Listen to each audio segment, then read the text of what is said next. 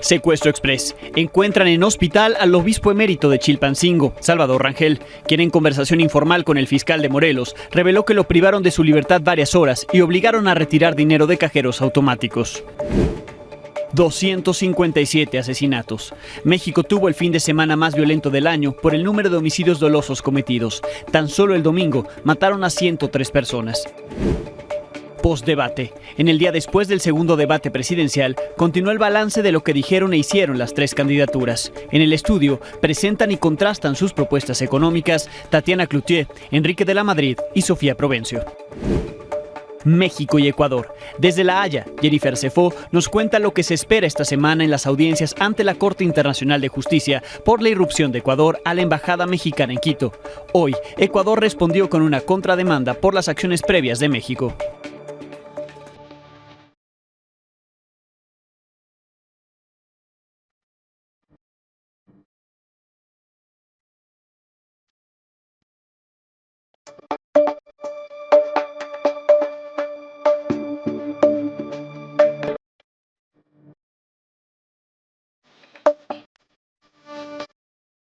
Buenas noches. El obispo emérito de Chilpancingo, Salvador Rangel, uno de los sacerdotes que intervino en la tregua entre Tlacos y Ardillos en Guerrero, fue víctima de un secuestro express este fin de semana en Morelos, por el que permaneció sin ser localizado más de 48 horas. Según información obtenida por Milenio, el sábado salió de su casa en Jutepec, Morelos, alrededor de las 8:45 de la mañana. No se detalló si iba solo o iba acompañado. Poco después fue visto en una pizzería en la colonia 3 de Mayo del municipio de Emiliano Zapata, también en Morelos, rumbo a la autopista del Sol. Desde ese momento no se supo nada de él hasta esta tarde, cuando fue localizado en el Hospital General de Cuernavaca, la capital de Morelos, como parte de un operativo de búsqueda. El fiscal Uriel Carmona dio a conocer la información más tarde, lo visitó en ese hospital. La Conferencia del Episcopado Mexicano emitió un comunicado donde agradeció a las autoridades y a las personas que colaboraron en su búsqueda y localización. Ahí el comunicado señaló que cuando tengan más información sobre su estado de salud y las circunstancias de su localización, las darán a conocer.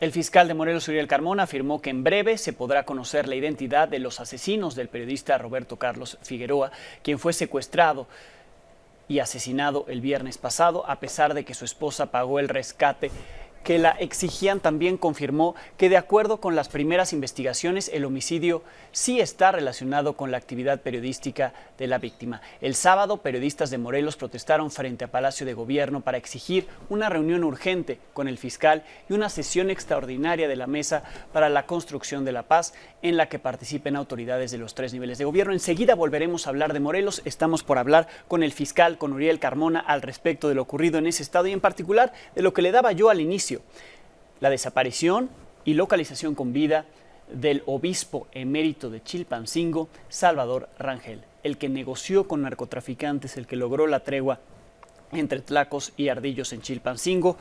Fue víctima de un secuestro express y estamos por conversar con el fiscal Uriel Carmona al respecto de lo ocurrido. El fin de semana que concluyó fue el más violento del año, con 257 homicidios dolosos, de acuerdo con cifras preliminares del gobierno federal, superando los 251 homicidios del 23 al 25 de febrero y los 249 del 4 al 7 de abril. Los estados que concentraron la violencia fueron Guanajuato, con 29 asesinatos, Baja California con 21, Estado de México con 18, Morelos con 17, Tabasco y Puebla con 16. Ayer fue el día más violento del año, con 103 asesinatos, superando los 101 del 17 de abril y los 100 del 11 de febrero. Al respecto de estos datos, el presidente Andrés Manuel López Obrador reconoció que el crimen organizado se ha expandido en el país a estados donde antes no tenía presencia, dijo, como Tabasco y Chiapas, aunque también dijo que la situación ya se está atendiendo.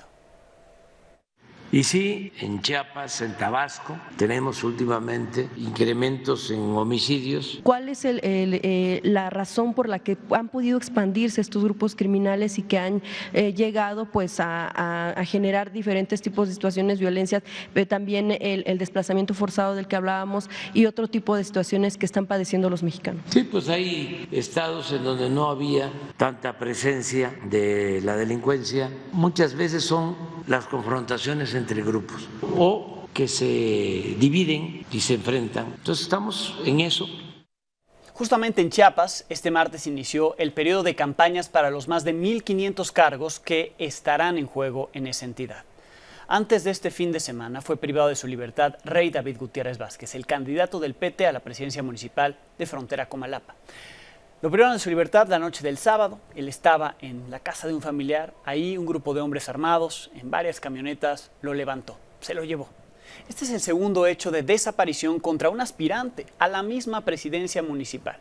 El 14 de diciembre, Irán Mérida Matamoros salió de su domicilio, fue interceptado por hombres armados. Por cierto, hoy fueron difundidos videos en los que él, Irán Mérida, el primer aspirante a presidente municipal que fue privado de su libertad desde diciembre, esos son los videos que se difundieron. Lo interrogan y ahí menciona o lo obligan a mencionar la influencia de dos personas y el control de esas personas en el territorio, señalándolas de prácticas de extorsión y violencia. Hasta ahora se sigue desconociendo el paradero de él y del otro aspirante, dos aspirantes a la misma presidencia municipal Frontera Comalapa en Chiapas, secuestrados y desaparecidos.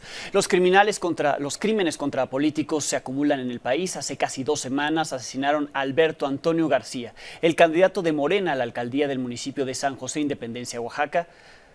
Él fue encontrado junto con su esposa viva, Agar Cancino Gómez, la actual presidenta municipal. En exclusiva, por primera vez, tras ese crimen, narró a Milenio lo que vivió. Este es un trabajo de mi compañero Carlos Abad.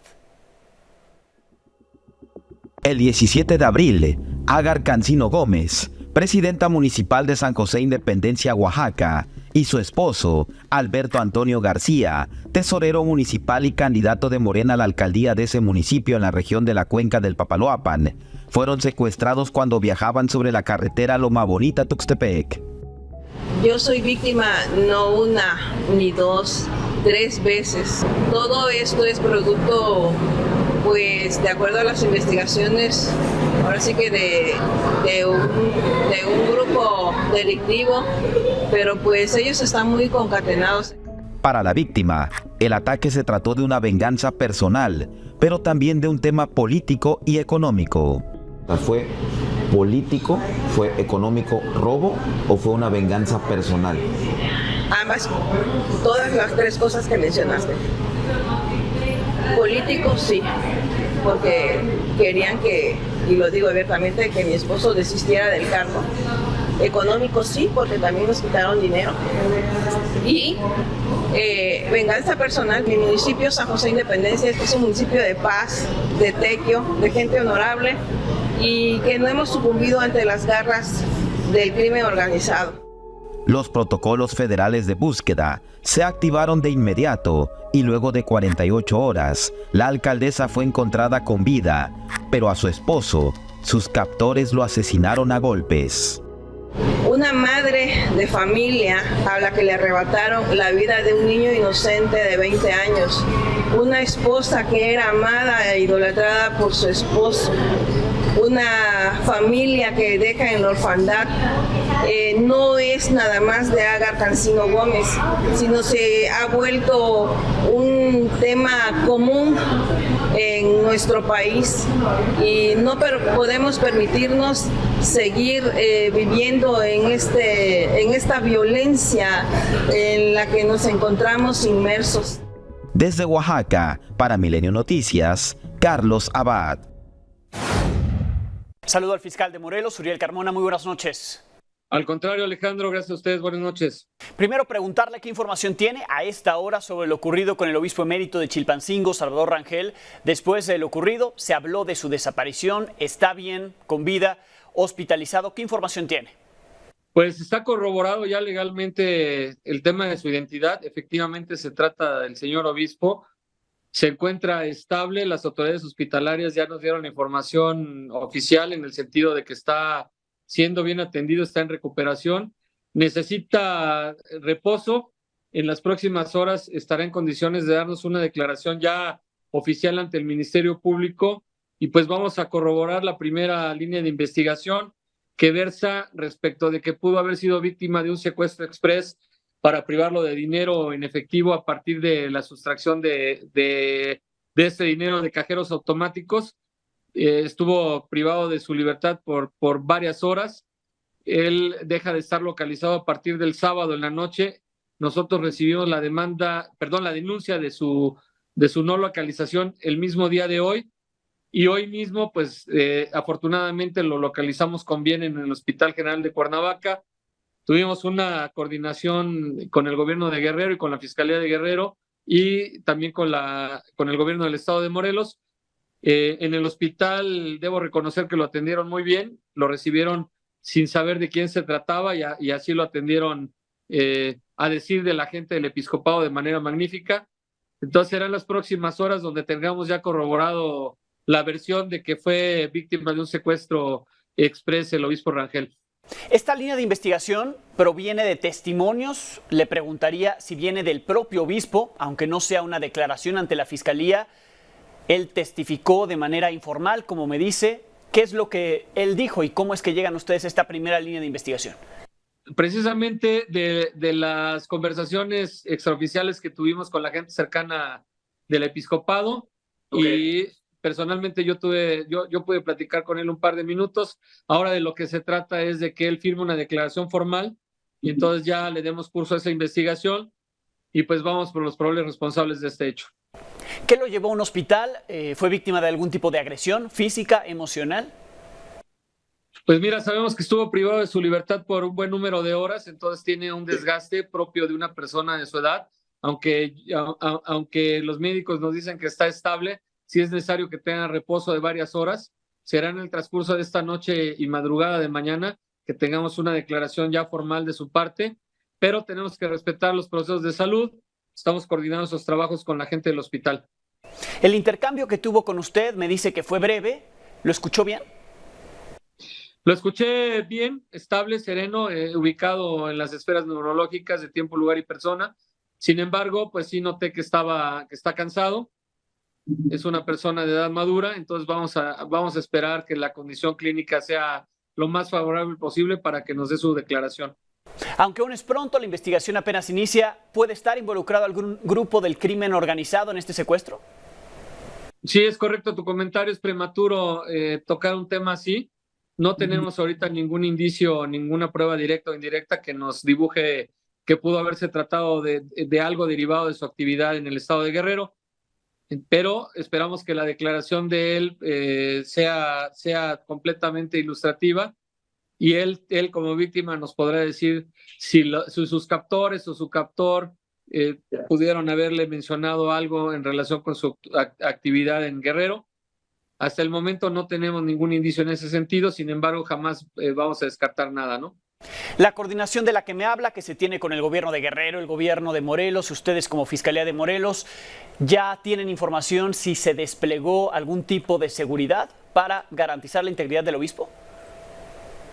Sí, es correcto, él ya está debidamente resguardado, y las autoridades morelenses, tanto del Poder Ejecutivo como de la Fiscalía, pues han implementado los mecanismos para garantizar su seguridad. Bien, fiscal, los mantenemos atentos de la investigación. Muchísimas gracias. Con todo gusto. Muchas gracias a ti y a tu equipo. Buenas noches.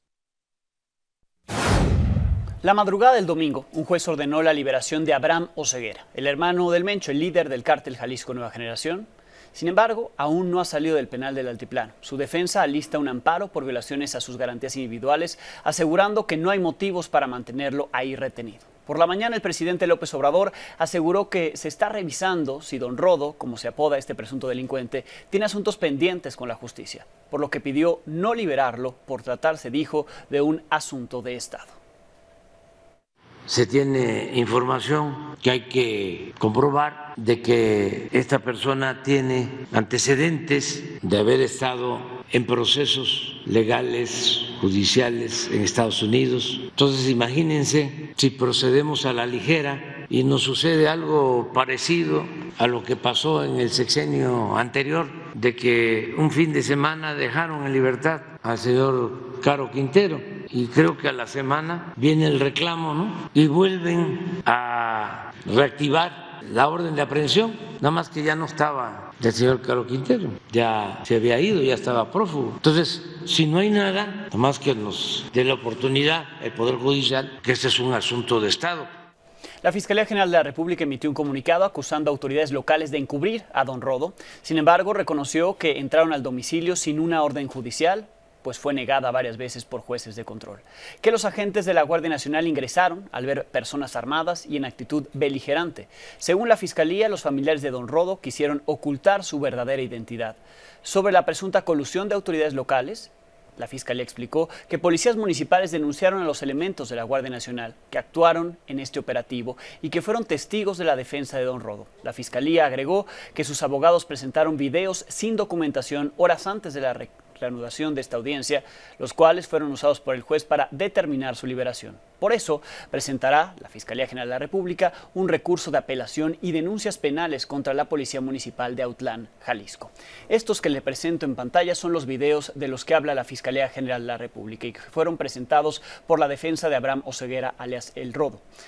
Las imágenes obtenidas por Milenio muestran a los elementos de la Guardia Nacional usando lo que parece un ariete en su intento por irrumpir en la casa del presunto criminal. Momentos después se puede ver a los agentes en el interior del inmueble mientras un hombre está sentado en una habitación de la planta baja. Con estos videos, la defensa argumentó la ilegalidad de su captura el pasado 21 de abril. En el día después del debate presidencial siguió el balance de lo ocurrido. Por la mañana el presidente López Obrador consideró que tras el encuentro se confirmó que todo está en santa paz para las elecciones. Llamó a los candidatos, las candidatas y el candidato a presentar denuncias para evitar calumnias. Bueno, que estuvo muy bien el debate, estamos bien, de buenas, no vieron groserías, algunas cosas ahí menores, pero muy bien, vamos muy bien. Y ya falta nada más un debate, estamos pues a un mes de las elecciones más importantes en cuanto a los cargos que se van a elegir y todo está en santa paz. Yo vi el debate ayer, me gustó mucho, mucho, mucho y si siguen así las cosas, va a ganar México. Y aunque para el presidente las acusaciones fueron cosas menores, para muchos fue todo un round. Echaron lámina. Aquí los momentos que marcaron la confrontación.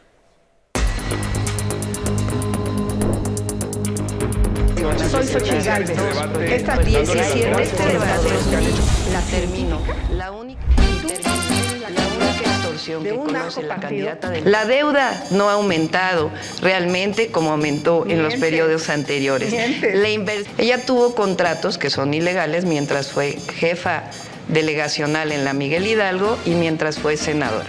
17 contratos millonarios, se sirve del poder público. Miente, porque ella miente, pero ahorita vas a ver qué te voy a decir. ¿Qué presumes? Pero las candidatas jamás van a hablar de eso porque son ese tipo de empresas las que pagan sus campañas, su publicidad, su despilfarro y su derroche. Quiero recordarle a la doctora Sheinbaum y que voté en contra y que Movimiento Ciudadano es la única fuerza política que votó en contra de todas las reformas del Pacto por México porque en ese momento su partido Morena ni siquiera existía.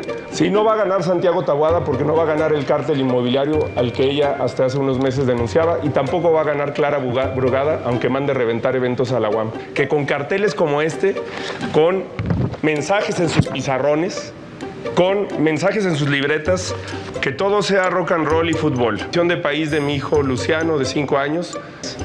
I love you. La corrupta, vamos a decirle. La científica le da a los habitantes de la ciudad agua con heces fecales. Ojalá te eches un traguito para que sepas lo que toman los habitantes de la ciudad. Y termino. La única extorsión que conoce la candidata del PRIAN es el de la priandilla inmobiliaria. Y tú eres la candidata de un narcopartido, le rinden culto a la Santa Muerte. Candidata del PRIAN. La corrupta, vamos a decirle. La candidata de las mentiras, que ahora sí le voy a decir.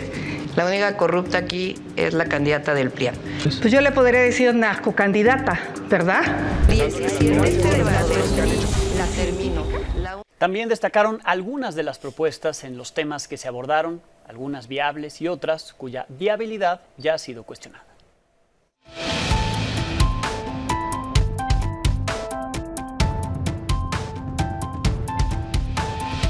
una jornada laboral digna, con 2 días de descanso a la semana y además, en el próximo sexenio llevaremos el salario mínimo a 10,000 pesos al mes. 1 millón de viviendas en nuestro país, eso va a generar alrededor de 2 millones de empleos.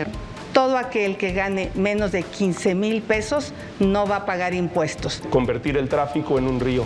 Esa es la visión que tenemos para esta gran Ciudad de México. Que las maestras y los maestros en comunidades indígenas tengan que enseñar en la lengua de origen. A esas lenguas hay que agregar, como lo dije en el debate pasado, la lengua de señas mexicana. Vamos a aumentar el salario mínimo a 2.5 canastas básicas. Tiene que haber seguridad social para todo este nuevo empleo de repartidores. ¿Está a favor o en contra de reducir la jornada laboral de 48 a 40 horas? Yo estoy a favor, siempre y cuando le demos a los empresarios la posibilidad de quitarle tanta carga fiscal. Es muy importante tratar el agua, reusarla. Podemos almacenarla, por ejemplo, aquí en la Ciudad de México, en el lago de Texcoco. Vamos a llevar cablebuses al resto de las ciudades de nuestro país. El trolebús elevado, vamos a llevar también esta obra al Estado de México y a otras zonas de nuestro país. Vamos a hacer más aeropuertos y vamos a hacer un desarrollo de puertos muy importante. Vamos a financiar la instalación de 2 millones de paneles solares para que las familias dejen de pagar tanto dinero en luz. Huertos en todas las escuelas para que las niñas y los niños aprendan de un sistema alimentario sano, para que cocinen y preparen ahí sus alimentos. Hoy y mañana en este espacio tenemos postdebate con los representantes de las candidaturas para abordar los temas de este segundo debate, presentar y contrastar sus propuestas. Comenzamos con las propuestas en materia económica. Hoy me acompañan Tatiana Cloutier, vocera de la campaña de Claudia Sheinbaum, Enrique de la Madrid, coordinador de las mesas temáticas de la campaña de Xóchitl Gálvez, y Sofía Provencio, integrante del equipo de voceros de Jorge Álvarez Maínez. Bienvenidos los tres, gracias por estar por acá. Buenas noches, Alejandro. Buenas noches. El tema económico es lo que hoy nos da cita por acá, uno de los temas que se abordaron en este segundo debate. Empezaría preguntándoles con el mensaje que quisieran dejar, ¿no? Sus candidatos, las candidatas, sobre la materia, y posteriormente contrastamos con los que traen lo demás. Empiezo contigo, Sofía. Pues mira, yo creo y celebro que Jorge llegó con una serie de propuestas viables, pero sobre todo que cambian paradigmas. Esto último en los clips que pusieron, por ejemplo, el hablar de los huertos urbanos en las escuelas, o de los huertos en las escuelas, porque no necesariamente son urbanas todas, creo que no es nada más el proponer algo que pareciera que es bonito, es cambiar la noción de cómo nos alimentamos y por ende de cómo usamos nuestro campo. Lo mismo sucede con un Plan Nacional de Infraestructura Escolar, ¿no? O sea, pues las escuelas que tenemos, más allá del plan, de si los libros, del contenido, es que uno se sienta digno, ¿no? Cuando va a la escuela, y lo que eso pues amerita para los y las estudiantes de nuestro país. Lo mismo con un Plan Nacional de Primera Infancia, que yo creo que es una de las propuestas más potentes de Maínez en general en todos los rubros que se vieron ayer, incluyendo pobreza, desarrollo económico, porque si igualamos las oportunidades de la primera infancia, si los niños y niñas de este país crecen todos con un acceso justo a educación, alimentación, a salud mental, lo que vamos a tener es muchos mejores adultos para tener un panorama mucho más competitivo para todos y para todas. Entonces, la verdad es que yo celebro, ya iremos como detallando un poco más las propuestas. Me gustaría hacer mucho hincapié en el tema de las 40 horas, particularmente porque creo que es algo muy viable, que por razones particulares que ya exploraremos no está sucediendo en este país. Pero sobre todo sí decir que creo que llegó a contrastar de manera inteligente, y se ahorró, en mi opinión, la zozobra de estarse señalando, en el caso de las candidatas, de quién era más corrupta o quién era más incapaz o quién había sido más lo que fuera en su ejercicio de gobierno. Él realmente creo que llegó a proponer de manera digna. Enrique. Bueno, yo creo que uno de los temas centrales pues del país es la economía, y me gustó el cierre de Xóchitl, donde dice un México próspero y en paz. Y es que la prosperidad cuenta, y lo que se necesita es una economía que crezca mucho más. Durante muchos años llevamos un crecimiento que es insuficiente para el crecimiento de la población, y nosotros estamos ahora teniendo que aprovechar, y debemos aprovechar, este fenómeno internacional de la relocalización, que debe traducirse en millones de dólares y de pesos de inversión con empleos bien pagados, porque también se junta con un tema muy importante que es el bono demográfico. Nos quedan 15 años de una población antes de envejecer para podernos enriquecer como país.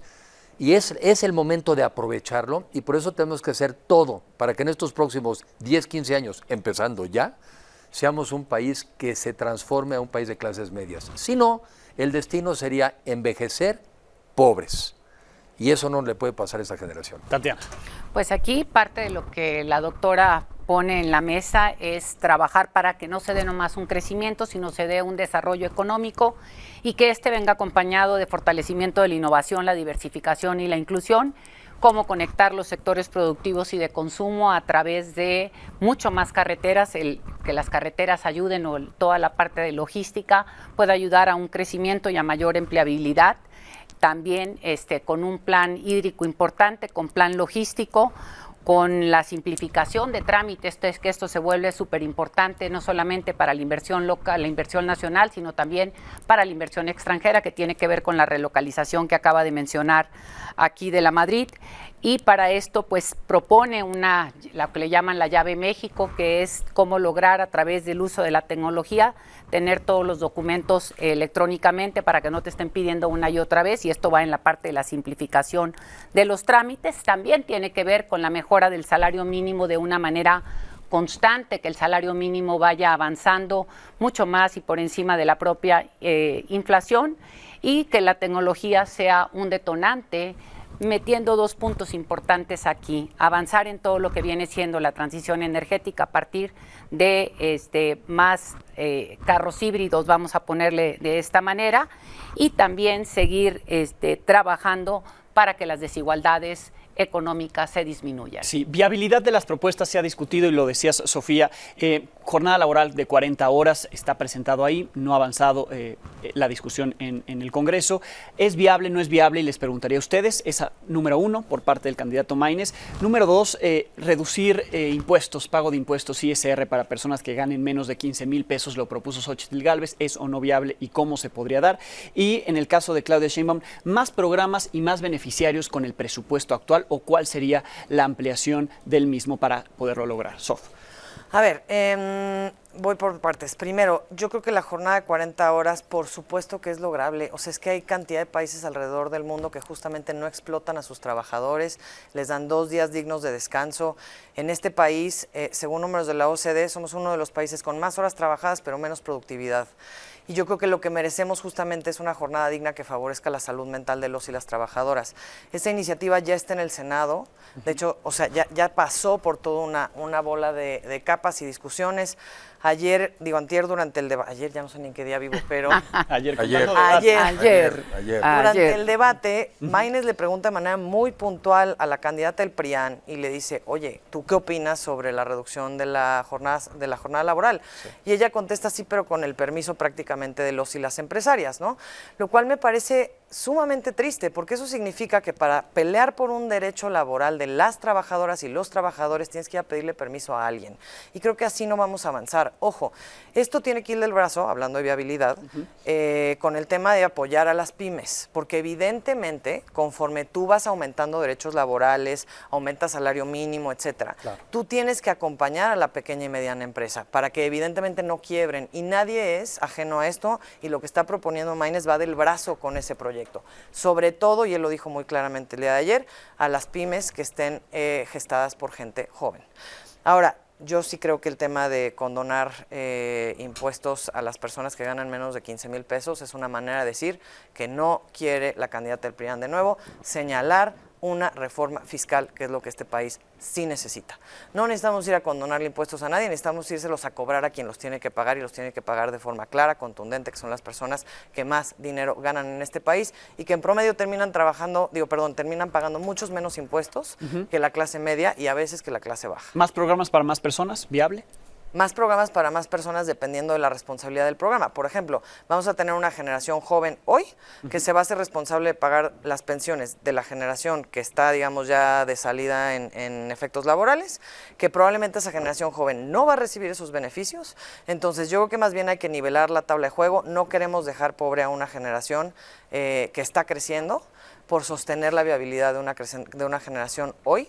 Eso no es justicia transgeneracional, y para nosotros sí es bien importante que lo que propongamos garantice que tengamos México no para 6 años, no para una elección, sino literalmente para los siguientes 100. Enrique. Sí, yo creo que sí, la semana de 40 horas es deseable, claro que sí. Y las mismas empresas con las que platicas y muchas empresas internacionales que también están en México te dicen, vamos platicando la transición, pero nadie niega que sí. Entonces, pues no es pasar de 48 a 40, puede ser de 48, 46, 44, 40. La respuesta es sí. Y simplemente se tiene que evaluar esa transición. El tema de los programas sociales, en nuestro caso, la reflexión es, se quedan, porque lamentablemente pues ha estado este intento de asustar a las personas de que con nosotros los programas sociales se quedan. Pero sí podemos trabajar, y aprovecho para apuntar aquí que tenemos una aplicación ahora que se llama apúntate.mx, sí podemos evolucionar también hacia programas sociales más individualizados. Pongo un ejemplo, estás en UNAM y te tocó vivir al lado de la UNAM, en Copilco, ciudad universitaria, pues esa persona no necesita quizá un apoyo para el transporte, pero quizá quiere uno para un libro. En cambio otro está en la UNAM y le toca 2 horas de tráfico para llegar a su escuela. Ese puede que sí quiera el transporte. En un mundo más personalizado, los programas sociales también se pueden individualizar. Y el otro tema, el impuesto de la renta, porque al final del día es el impuesto de la renta. Serían, lo que estás haciendo, estás subiendo el nivel de ingreso a partir del cual no pagas el impuesto sobre la renta. Pero ahora hay que platicar lo demás, pues para que estés exento, pues hay que meterte al sistema del impuesto sobre la renta. Obviamente pagas el IVA y ahí la discusión tendrá que ser eventualmente, yo pongo un tema antes, ¿necesitamos o no más impuestos? Sí. La reforma fiscal que México puede dar es el reformar Pemex. Pemex en este sexenio ha perdido nada más de refinación, 800,000 millones de pesos. No hay reformas fiscales de 800,000 millones de pesos, no las ha habido. La verdadera reforma fiscal es reformar Pemex y es cambiar el modelo de negocio que pierde dinero pues para generar recursos. A mí me dices, ¿una reforma fiscal para echarte un 3 bocas? No. ¿Para otro tren Maya? No.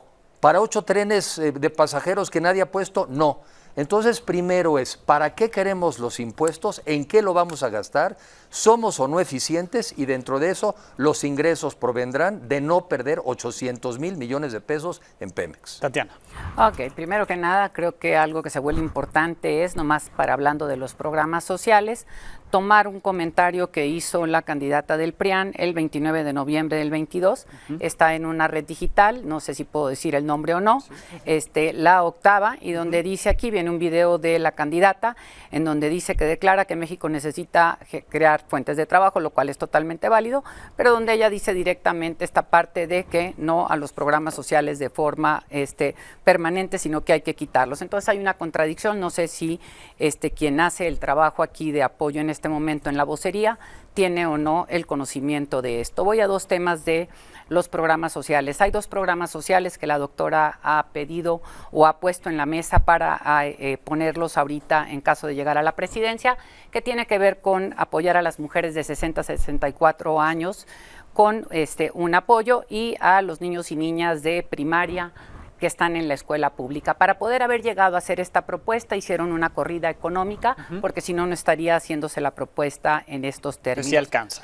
Y por otro lado, creo que una de las cosas importantes, y coincidiendo aquí en la parte de las pymes se vuelven fundamentales porque estamos hablando que son más del 95-98% de lo que genera la economía en el país, y aquí parte de lo que tiene que ver es no solamente es apoyarlas o no apoyarlas, sino cómo facilitar una serie de cosas a partir de apoyo en economía, en conocimiento financiero para las mismas. Lo han dicho en muchos momentos, se les da el recurso, y si no se les da la capacitación financiera y la manera de hacer un plan de negocios propiamente, difícilmente logran sobrevivir. Por otro lado, se ha hecho ya un mecanismo, el Reciclo propiamente, para poder que aquellas empresas que generan un recurso de cierta cantidad, que son recursos menores, puedan tener una simplificación administrativa ante el SAT a la hora de los pagos, y que esto pueda apoyar a que estas pymes pues puedan avanzar y no mueran como normalmente han venido en algunos momentos difíciles, como lo fue con el COVID, tener problemas de funcionamiento. Parte de lo que está hoy, al día de hoy en nuestra ley, está de que está prohibido condonar los impuestos. Entonces no sé si la pregunta fue mal puesta o no, si lo que estamos haciendo es buscar una reducción del ISR. Yo recuerdo en 2003-2006 se hizo un planteamiento legal en el Congreso para que el ISR fuera bajando. iba a ser paulatino y lo dejo ahorita con esta propuesta que están haciendo de lo paulatino. Se dio el primer año y los demás ya cambió la legislatura y automáticamente lo movieron para que no se diera eso. Entonces, algo que estuvo puesto y propuesto en su momento y no se ejecutó porque rápido en la necesidad de los recursos, cuando no se hace un buen cálculo de los mismos, se tomó una decisión de darle reversa a esto. Entonces, considero fundamental que se siga fortaleciendo el que las empresas, los negocios, vamos a decirlo así, que están aparentemente en un tema de informalidad ante el SAT, se puedan ir regularizando para lograr el tema de incorporarse al IMSS y cuando tengan un retiro, tener un retiro pues que los lleve a una circunstancia de justicia en términos del tiempo trabajado. Bien, última ronda para respuesta a alusiones y la conclusión. A ver, yo diría nada más en este asunto del ISR. Yo en toda mi vida nunca he sido más que proveedora de servicios, digamos, bajo régimen de honorarios. Y he trabajado gobierno en cultura, he trabajado gobierno en Cámara de Diputados.